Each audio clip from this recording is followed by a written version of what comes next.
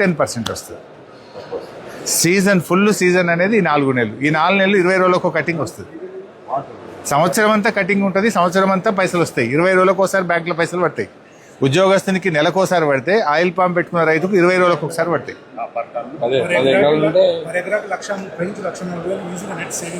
Net saving 1,30,000 నుంచి 1,40,000 సంవత్సరానికి. 1,00,000 తగ్గదు, 1,50,000 కూడా రావచ్చు, 1,00,000 తగ్గకుండా వస్తుంది. గ్యారంటీ 1,00,000. అంతర్ పంట పెడితే అదో 60,000-70,000 వస్తుంది. కోకో పెట్టినాడికి ఒక ఎగ్జాంపుల్కి మినిమం 60,000 నుంచి 1,60,000 వరకు వేరీ అవుతుంది సార్. మార్కెట్లో ఫ్లక్చువేషన్ ఉంది, క్యాడ్బరీకి సంబంధించింది, కోకోకి సంబంధించింది, వేరీ అవుతుంది సార్. అంతర్ పంట 60,000 నుంచి 1,60,000 వస్తుంది. Cocoa separate. దీనికి ఎంత వస్తుందో దానికి ఎంత వస్తుంది. నట్స్ కూడా పెడుతుంది మధ్యలో. నిన్న అదే పోక చెక్కలు బ్రహ్మాండ సక్సెస్ అయింది. 16% సన్లైట్ వస్తుంది. 16% సన్లైట్ కింద పాస్ అవుతుంది. కోకోకి కరెక్ట్గా 16% సన్లైట్ షేడెడ్ క్రాప్స్ ఉంటాయి. మనం 50 మొక్కలు పెట్టాం మీరు ఎకరాలు. ఇప్పుడు తగ్గించినట్టున్నారు కదా శ్రీకాంత్. ఇప్పుడు ఎన్ని మొక్కలు పెడుతురు? 57. పెంచిందా తగ్గిందా? ఫస్ట్ నుంచి అంతే సార్.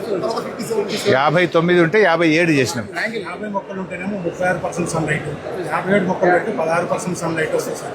కోకో బ్రహ్మాండంగా రావడానికి మాత్రం డెఫినెట్గా 57 మొక్కలు ఉంటే 16% సన్లైట్ ఈజ్ ఐడియల్. అంతే కదా. 16 నుంచి 30 వరకు ఉంటే కనుక ఐడియల్ సార్. కాబట్టి 50 పెట్టినా 57 పెట్టినా బాగానే వస్తుంది సార్. ఇప్పుడు నేను ఎలా ఎందుకు గమనించానంటే సార్, కోకోనట్ వేసిన కోకో బ్రహ్మాండంగా వస్తుంది. కోకోనట్లు వేస్తున్నారు కదా సార్, కొబ్బరిలో వేసిన చాలా బాగా వస్తుంది. పామాయిల్ 57 మొక్కలు కొంచెం తక్కువగాను, 50 మొక్కలు వేసినట్టు ఎక్కువగాను వస్తుంది. ఎందుకు? ఎందుకంటే సన్లైట్ ఇంకొద్ది బెటర్గా వస్తుంది సార్. పూర్తిగా తగ్గిపోవడం వల్ల ఇబ్బంది అవుతుంది. 50 మొక్కలు ఉంటే కోకో బెస్ట్. Ideal sir. మరి ఇప్పుడు 57 ఉందాం కదా మేము. కోకో బదులు మరి పోకపోతే లేదు సార్, దాని రోగం దీనికి అంటుతుందని భయం సార్. ఒక్క ఇప్పుడు వేయద్దు అని చెప్పి చెప్తున్నారు సార్. వద్దు సార్, కోకోనే బెస్ట్. కోకోనే బెస్ట్.